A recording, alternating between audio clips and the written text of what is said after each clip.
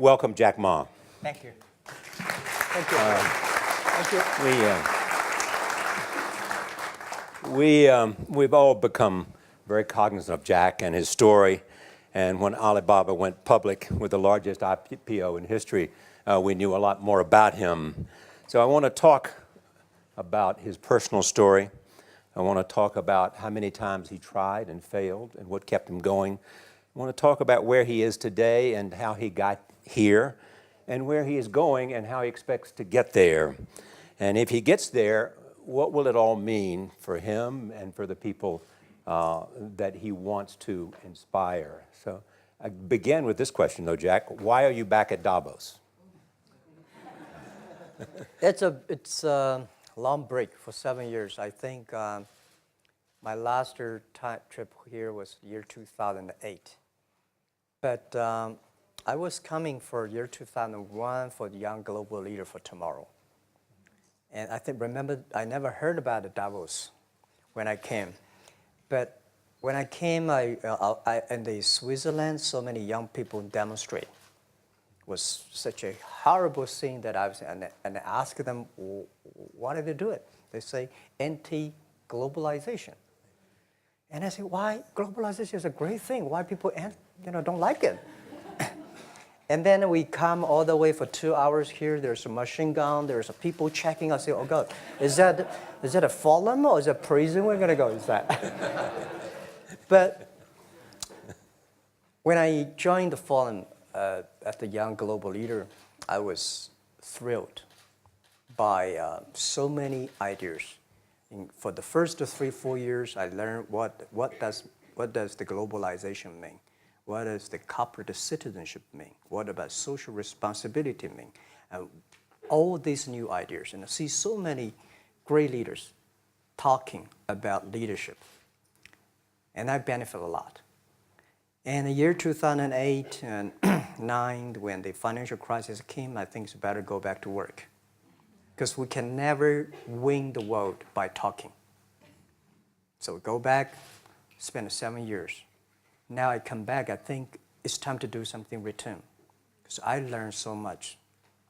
Let's talk 12 years ago. So why I should not talking to the young global leader of today, sharing with them how we've gone through. Okay. So that was the thing. Let's start with where you are today. Just how big is Alibaba? How many people come every day? How many people come in a week? How fast is it growing? Yeah, we have over 100 million buyers visiting our site, shopping our site every day. And we created 100 million every day. We created 14 million jobs for China, directly and indirectly. And we grow from 18 people to 30,000 people, 18 people in my apartment, to now we have a 4 big campus. Compared to 15 years ago, we were big, but compared to 15 years later, we're still a baby. How big will you be 15 years from now? I think 15 years ago, I told my team that in the past 15 years, we grow from nothing to this size. And 15 years later, I want people to know about Alibaba, know Taobao, because it's already everywhere.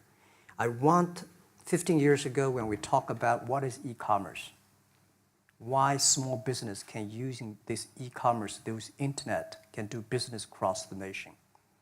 And I hope 15 years later, people forget about e-commerce because they think it's like electricity. Nobody thinks it's a high tech today.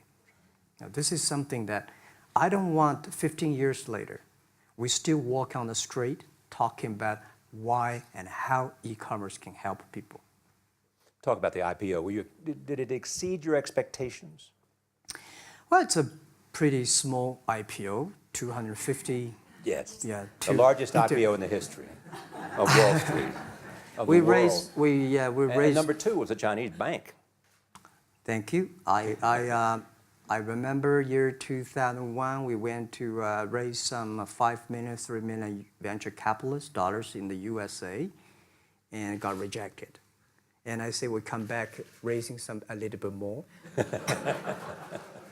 But I think, what we think more about is for $25 billion, how we can spend the money efficiently, because this is not the money, this is the trust from the world, the trust from those people. They want you to do better jobs to help more people. They want to have a good return. So I think gives me more pressure because when our market cap is bigger than IBM, for a certain day we're bigger than Walmart.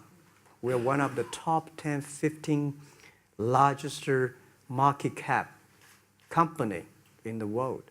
I told my team and myself, is that true? We're not that good. Because years ago, people say, Alibaba model is terrible. Does not make money, have this and that, all the big bad things, because Amazon is better, eBay is better, Google is better, and there's no such model like Alibaba in the USA. So I told myself and people, we were better than people thought. But today, when we are that big size, I said, no, we are not that good as people thought. We're just a company 15 years old. Average age is 27, 28 years old, young people. We're doing something that human beings have never tried. So I want to talk about the future. Let me take you back to when you were born in Hangzhou, where the headquarters still are. Yep. And your campus is there. You don't have a loot, don't move your loot. Your headquarters Your roots are there. Yeah, you found it there, loot there. You grew up in the 60s. 64. Born in 64.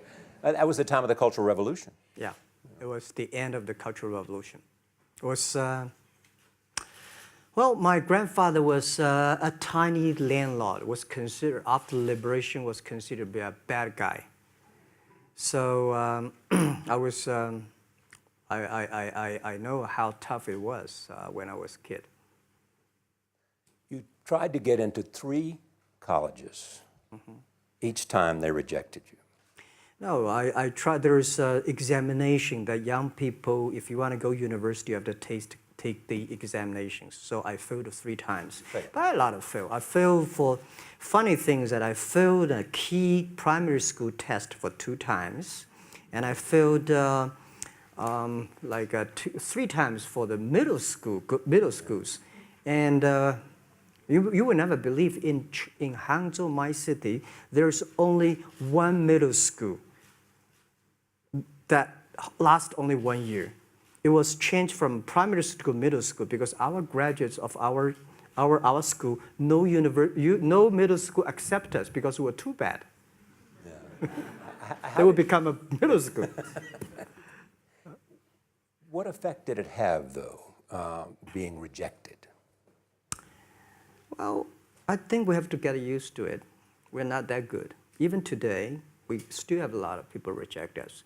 I think when I graduated from universities, and before I, for 3 years, I tried to fill in the universities. So I applied jobs for 30 times, got rejected. I went for a police, they said, no, you're not good. I went to even the KFC. When KFC came to China, come to my city,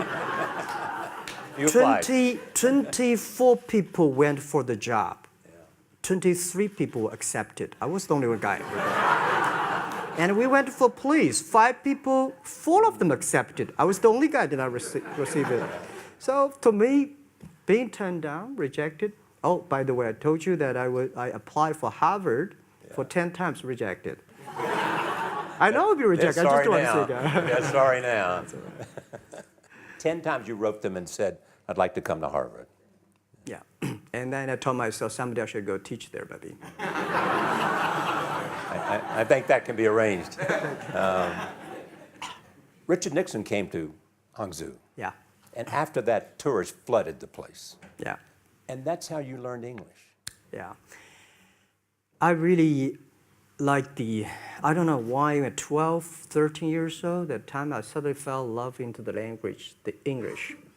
And there's no place you can learn English at that time. There's no books, English books. So I went to the Hangzhou Hotel, now called Hangzhou Shangri-La Hotel, because that was the hotel can receive the foreign visitors. So every morning for 9 years, I showed them around as a free guide, and they taught me English. And I think that changed me. Today, I'm 100% made in China. I've never got a one-day train outside China. Yeah. And when people talk to me, say, Jack, how can you speak English like that? Why sometimes you talk like an Western guys? I think that was the 9 years. These Western tourists opened my mind because everything they told me are so different from the things I learned from the schools and from my parents. So now I have a habit. Whatever I see, whatever I read, I use my mind. Think about for 2 minutes. Is that how Ma Jun became Jack Ma? Actually, Jack, the name was given by a lady in tennis. She's a tourist. She came here and she said, came to Hangzhou. We become a pen friends. Ma Ring is so difficult to pronounce.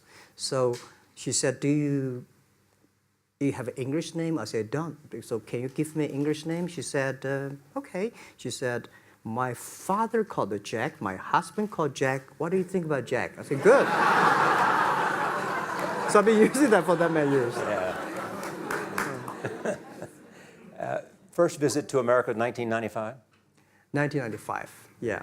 I would come here for a project helping the local government to building up a highway. And you tried the internet. I tried the internet in Seattle. And in a building called the USA Bank. I don't know whether the USA Bank is still there or not, but it's a building. And my friend opened a small office, which is like only 10% bigger than this room. And there are a lot of computers in there. And he said, Jack, this is internet. I asked, what is internet? He said, search whatever you want. At that time, they used Mosaic, very slow, right? Yeah. And I said, I don't use it. I don't want to type because computer is so expensive in China. If I destroy it, yes, I cannot pay. He said, just to search it. So I searched the first word, beer. I don't know why, because it's easy to spell, baby. And I see beers from Germany, beers from USA, beers from Japan, but there's no beer from China. And I say, okay, type the second word is China. No data. Nothing. Nothing. And I said, 1995. 1995, no data about China. So I talked to my friend, why not make something about China? So we made a small, very ugly looking page called China. It's something like I did a translation agency, we listed on there. It was so shocking. We launched at 9:40 in the morning. 12:30, I got a phone call from my friend. He said, Jack, you got 5 emails. I said, what is email? And they say, these are the things. So people so excited. Where are you? This is the first time I see a Chinese website on that. How can we can we do something together? So I think this is something interesting. So we should do it. Why did you call it Alibaba? Alibaba? Well, when I started, I think internet is global. We should have a global name. And a name that, interesting, like at that time, the best name is Yahoo. Right, so I've been thinking for many days, suddenly think Alibaba is a good name. So I happened to be in San Francisco that day. I did have a lunch, and the waitress came. I asked her, do you know about Alibaba? She said, yes. I said, what is Alibaba? She said, Open Sesame. Good. So I went on the street, asked about 10, 20 people. They all know about Alibaba, 40 Thieves, and Open Sesame. And I think this is a good name. And start with A. Whatever you talk about, Alibaba is always top. You have said before that in creating Alibaba, you had to create trust. Yep. Because people in China were used to face-to-face. Yeah. How did you create trust? I think because we started about doing business on internet. I don't know you, you don't know me. So how can you do things online unless you have trust? So for e-commerce, the most important thing was trust. I think when I first went to USA for raising money, talk to the venture capitalists, a lot of people say, oh, Jack, no. China doing business by the guanxi. How can you do business on internet? And I know that without the trust system, the credit system, it's impossible to do business. So in the past 14 years, everything we do is trying to build up the trust system, the record system. Well, Charlie, I'm so proud today when I talk to the young. Today in China and in the world, people don't trust each other. The government and people and media and everybody think, this guy's cheating. But because of e-commerce, we finish 60 million transactions every day. People don't know each other. I don't know you, I send products to you. You don't know me, you wire the money to me. And I don't know you, I give a person a package, I don't know him. He took something to cross the ocean, cross the river, and send. This is the trust. We have at least 60 million trust happening every day. But you created it by creating an escrow account in the beginning. Yep. And so you keep the money until they got the product. Yeah. And then you release the money. That's true. I mean, the escrow service is about Alipay. When I had, this idea, I would love Davos, because it was a big decision. Because for first 3 years, Alibaba is just like e-marketplaces for information.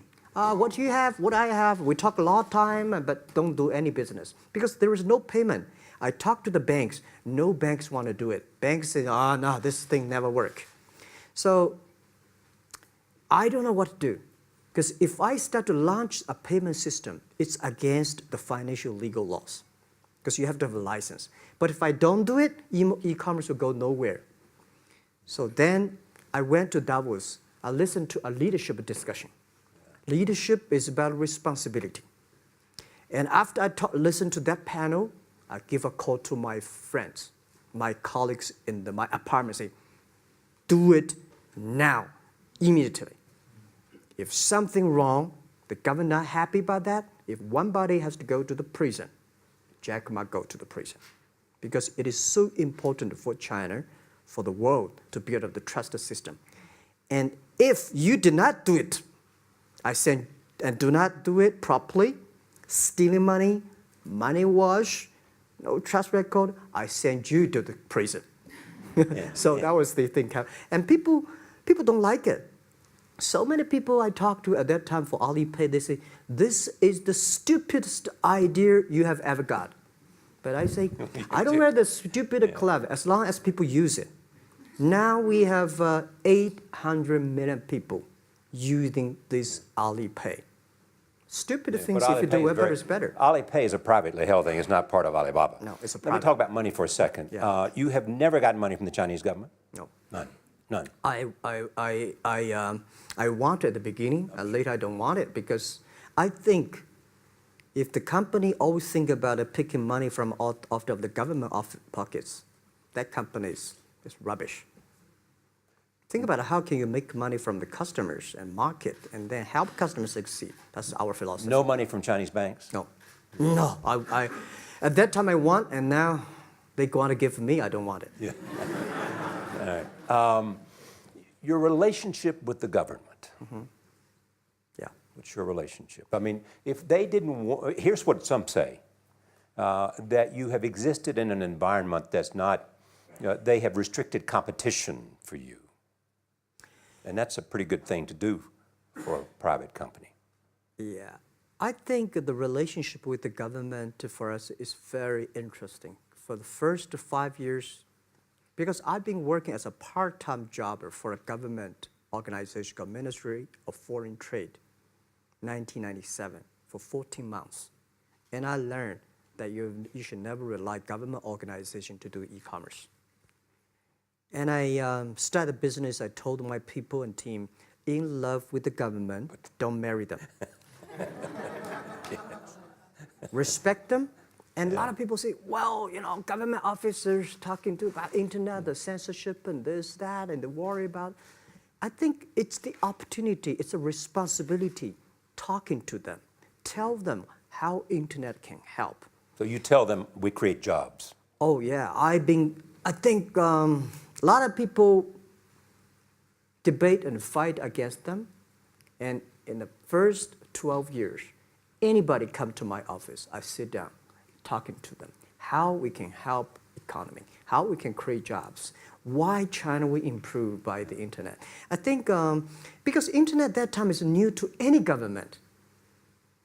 And if you convince somebody, and you have the chance. So today I'm very talkative. That probably this is why I talk to so many people. So, I mean, if the government comes to you and asks you to do something for them.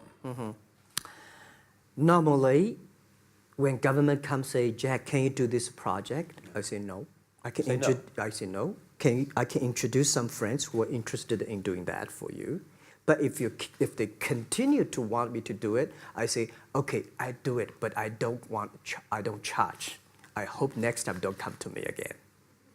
But recently, we help some government organizations do it. For example, every Spring Festival, the train ticket is so difficult. Hundreds and thousands of farmers work in the cities. In the Spring Festival, they go to the hometown. But when they order tickets on the other way, the whole system crashed for 5 years. So I told my young people, go support them. Don't charge anything. Because I don't want to see millions of farmers go back to city and they cannot buy the tickets. So it's something that it's not for money. It's something it's not for the government. It's for the millions of people. They can buy tickets in the snowy night and they don't have to wait. They just use mobile phone, online, they get ticket. One way stop along the route to where you are in that big IPO was Yahoo. Jerry Yang gave you invested $1 billion. Yeah. $1 billion. Yeah. It turned out to be a pretty good investment for Yahoo. Yeah. But one time after another, you raised this money on your own outside of China with investors. Yeah, I'm very thankful for all the investors because 1999, year 2000, and even at the Yahoo time, a lot of people say this Jack is crazy. He's doing something that we don't understand. A lot of venture capitalists give you money because there is such a American model already there. But they say, Alibaba, we don't see this kind of model, right? They say Jack's crazy. Is what yeah, this is crazy guy. I mean, I remember my first time in Time magazine, they call me Crazy Jack. And I think crazy is good. We are crazy, but we're not stupid. We know what we are doing, but if everybody agree with me, if everybody believe our idea is good, we have no chance. So that's the money we raised. We're very thankful. So when our investors make a lot of money, I feel proud and honored. As you know, in the United States, issues have risen about privacy. Yeah. Google and Apple, and questions of whether the government should have access to files. How do you handle that if the Chinese government says you know a lot about people? You have transactional relationships with lots of people. And they say, we want to see your files. Well, so far I don't have this kind of problems from Chinese government. And I told them, any government, if you come here for the national security, anti-terrorist, well, anywhere, anti-terrorist, we work together. It's a criminal, we work. But rest of that, no. I said, we are a business. The data is so precious because we don't know how. Because if we give to anybody, it's going to be a disaster. And also about privacy issues. I think, just like hundreds of years ago, people say, I would rather put money under my pillow rather than put in the banks. But today, banks, they're special. They know how to protect money much better than you do. Privacy issues, all these kind of securities, today, we may not have the solutions. We don't have the answer. But I believe our young people have the solutions. In the next 10, 20 years, there will be breakthrough on that. And I'm fully confident on that. Your life is a testament to the idea that nothing is impossible. That if somebody says no, you say it's just the beginning. Where does that come from? Well, at the beginning, I never thought, I thought when I was young, I said, everything's possible. Now I know not everything's possible. When you have something, you have to think about, you have to consider about the others. You have to consider about the customer, society, your employees, your shareholders, society. There are so many things that I think if you continue to work hard, there's possibility. And I just feel that I'm enthusiastic about what we are doing. At the beginning, for the first 5 years, I just want to survive. And 5 years later, I think... That's 2000, from 98. Yeah. But later, I think, wow, so many people's life changed. I was so excited, you know, for the first 3 years, we made zero revenue. Zero revenue. But we are so excited to continue to work. You know what happened? I remember many times when I go to a restaurant and have dinner, somebody came, when I was trying to pay the bill, the owner of the restaurant came to say, "Sir, your bill is paid by someone." And the small note say, "Hey, Mr. Ma, I'm your customer of Alibaba Group, Alibaba platform. I made a lot of money, and I know you don't make any money. I pay the bill for you." Yeah. And I remember one day that I was sitting somewhere in the coffee, somebody sending me a cigar. I don't smoke cigar, but there's a note, "Thank you very much, I'm your customer." And I remember in the Taobao days, I was at the Shangri-La Hotel in Beijing. When I get on the taxi, the man who opened the door for me, the boy at the gate, he said, "Jack, thank you very much. I'm service here. My girlfriend makes more money than I do on your site." And this is something that you know that it's not amazing. If you don't do it, nothing's possible. If you try to do it, at least you have the hope. The revenue comes from advertising and a smaller amount from transactional fees. Yeah. Most of it from advertising. Tiny. Tiny from advertising? Tiny from advertising, tiny from transactions, because we need big mass. Now we have more than 10 million small business power sellers selling our site to everywhere. So the transactions we have is second after Walmart. So tiny. Second after Walmart. Yeah, tiny of the of the money already make us big.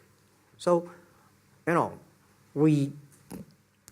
second after Walmart. I remember one of the senior management of Walmart guys came to Hangzhou 5 years ago. He said, "Jack, you know, you do a great job," and blah, blah, blah. So I said, maybe in 10 years we'll be bigger than Walmart. He said, "Young man, you have a good hope." So we said, make a bet. I think in 10 years we'll be bigger than Walmart on the sales. Because if you want to have 10,000 new customers, you have to build a new warehouse and this, that. For me, 2 servers. What's your market cap versus Walmart today? I don't know, but I don't maybe either. some. It's close.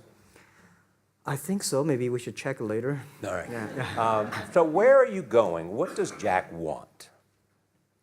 I think because of the name for Alibaba, we are internet company, happen to be in China. We have the same spirit and entrepreneur spirit like every great entrepreneurs in the world.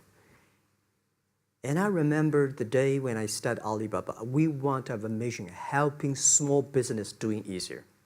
So next step is today, so many millions of small business using our platform to sell things, and over 300 million consumers buy things from our site. Cheapest, efficient. So what I'm thinking about, how we can make Alibaba a platform for global small business. My vision is that if we can help a Norway small business can sell things to Argentina, and Argentina consumers can buy things online from Switzerland. And we can build up, which I called, I don't know, maybe not right word, called EWTO. The WTO is great, past century. But WTO helps so many big companies to sell things across the nation. Today, internet can help small business sell things across the oceans, across the nations. And I hope that we can serve 2 billion consumers. 2 billion consumers. 2 billion consumers. We can help 10 million small business outside China. Help them. Outside China. Outside China. Because we help the American farmers in Washington State almost 300 tons of cherries to China last year. Cherries. Before we sell, the ambassador of USA came to me and said, Jack, can you help us selling cherries? In China. I said, what cherries and the fruits? He said, why not? I said, why not? Let's try. So that when we start to sell cherries, the cherries still on the trees. So we start a pre-order, 80,000 families order cherries online. So we pick up the cherries and ship into China. Within 48 hours, we sell the cherries. The consumers are so happy. But we got a lot of letters complaint after 3 days. They say, why only 100 tons? Why we should not get more? So we sell, 2 months ago, we helped the Costco. We sold 300 tons of nuts to China. So I'm thinking about if we can sell, we're also selling Alaska seafood to China.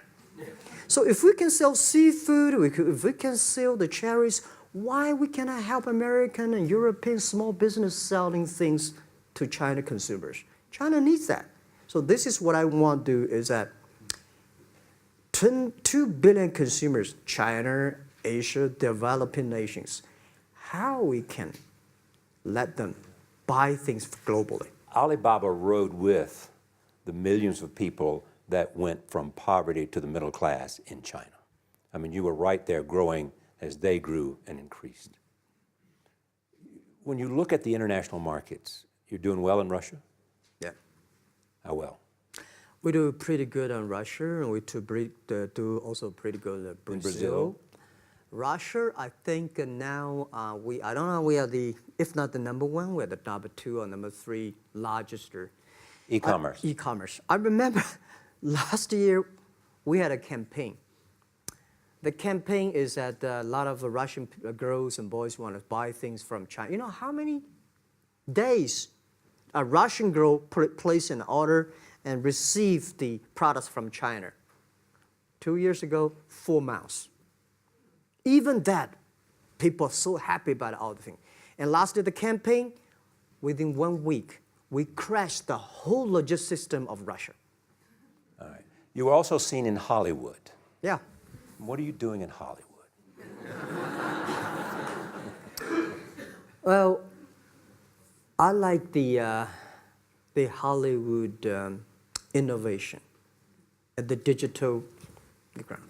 I learned so much about the Hollywood movies, especially the Forrest Gump. You love Forrest Gump. I love Forrest Gump. Well, why do you like him? Simple. Never give up.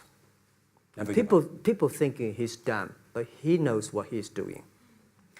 And I was very depressed the day, year 2002 or 3 in the States, when a bit earlier than that. I was very depressed when I could not find out a way for the internet.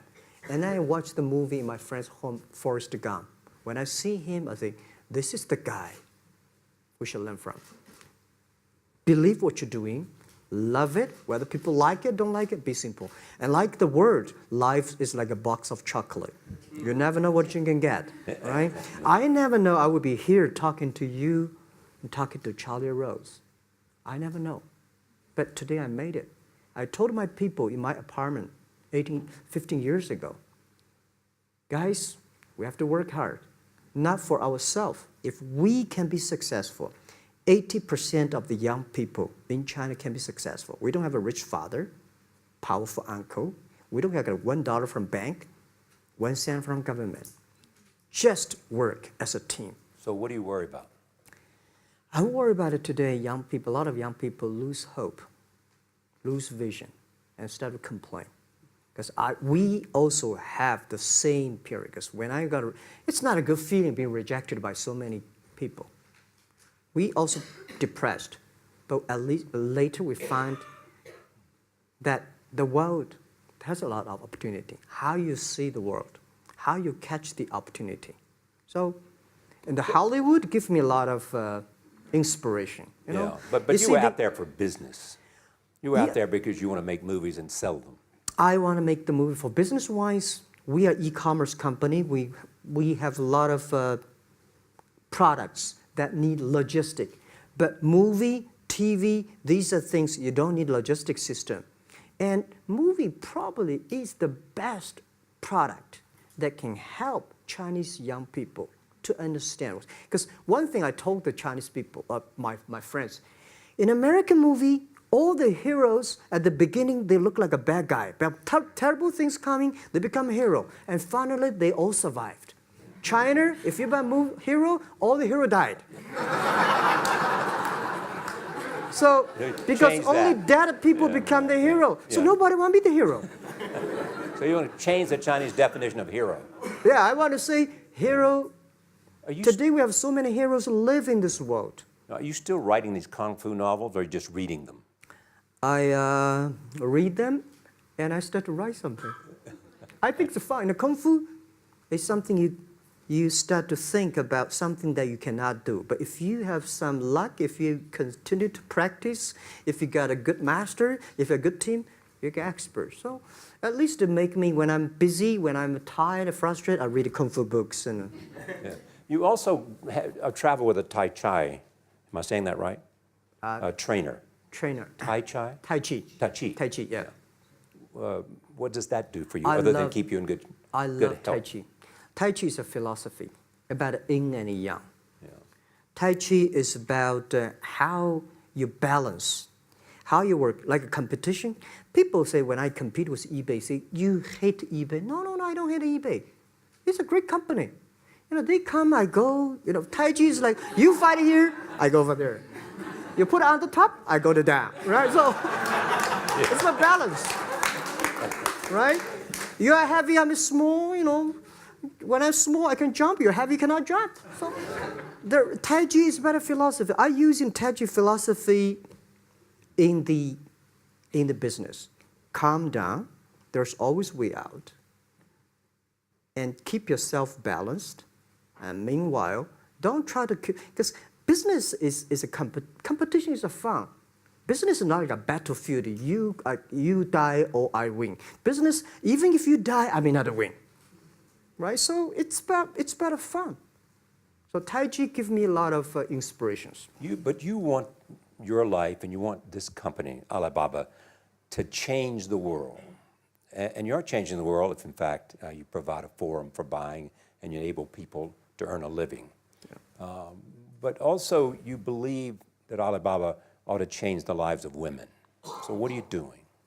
At first, I think many years ago, I want to change the world. Now, I think if we want to change the world, we change ourselves. Change ourselves is more important and easier than change the world. And second is that I want to improve the world. Because it changed the world may be Obama's job. Because my job is to making sure that my team are happy. Because my team are happy, they can make my customer happy. If my customer, they are all small business. When they are happy, we are happy. About women, one of the secret source for Alibaba's success is that we have a lot of women. What percentage of women one among Alibaba day employees? before, I think 2 or 3 months before we IPO, there's American journalist come to our company. She asked me a question. Jack, I've seen so many women in your company. I say, what's wrong?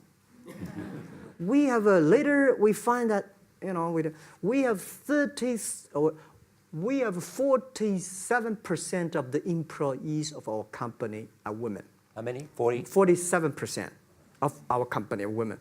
And we actually had a 51 because we acquired some company these days. They have more men, so balance that.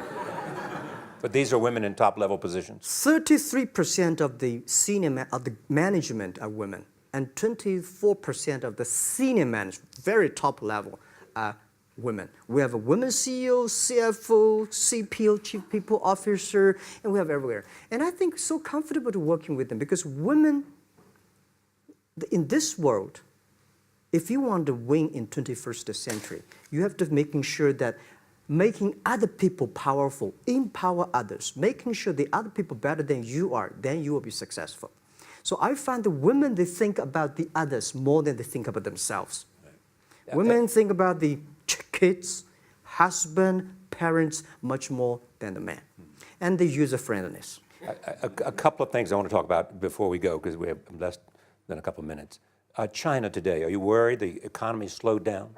No, I don't worry about it. I think China is doing, it's slowing down is much better than keep on 9%. China today is the second largest economy in the world. It's impossible to keep 9% of the growth. If China still keeps the 9% of the growth of the economy, there must be something wrong. You will never see the blue sky. And you will never see the quality. China should pay attention to the quality of the economy. China should not. So if we have a lot of influence, like Hollywood movies, things, and we have sports and these things in the GDP, will be much better. So I think, just like a human growth, this body can never grow. Certain time, the slow of growth of a body is slow, but you should grow your mind, grow your culture, grow your value, grow your wisdom. I think China is moving to that direction. And you saw Modi in India? Pardon? Did you see Modi in India? Not yet. I'm looking forward to that. So you'll go to India. Yeah. Finally, there's this. You're one of the world's richest people. Your company is one of the world's richest companies. What do you want beyond Alibaba? Well, about richest people, I was really not happy in the past 3 months when people say Jack Ma is the richest people of China. Global celebrity, they said. No, I'm not. When I started the business, you are. I never thought, because how many? Yeah, maybe I am. Not, but I think 15 years ago, in my apartment, my wife was at that time one of the 18 founders. I asked her, "Do you want your husband to be a rich person?" I never said rich person in China, rich person in Hangzhou, or you want your husband to be a respected person. She said, "Of course, respected." Because she never believed, and I don't believe we'll be rich people. We just want to survive. But I believe when you have $1 million, that's your money. When you have $20 million, you start to have a problem. You worry about inflation, which stock to buy and this, that, had to come. When you have $1 billion, that's not your money. That's the trust society gives on you. They believe you can manage the money, use the money better than the government and the others. So I think today, I have the resources, do more things. With the money we have, with the influence we have, we should spend more time on the young people. And I would say, someday I'll go back to teach. Go back to school, spend time with the young people, and sharing with them what I've done. So the money is not mine.